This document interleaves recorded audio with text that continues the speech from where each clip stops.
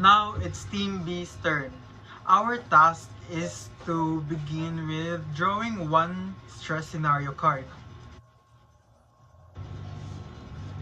So our example scenario is exam pressure. Stress can show up physically as headaches, fast heartbeats, tiredness. And emotionally as irritability, worry, low motivation, or difficulty in concentrating. Here are the 3 healthy techniques we can use to manage exam stress. 1.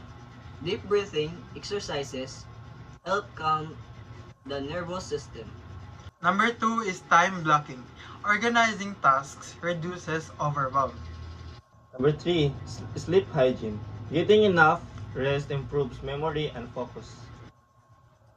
There are 2 types of coping strategies: positive coping and negative coping.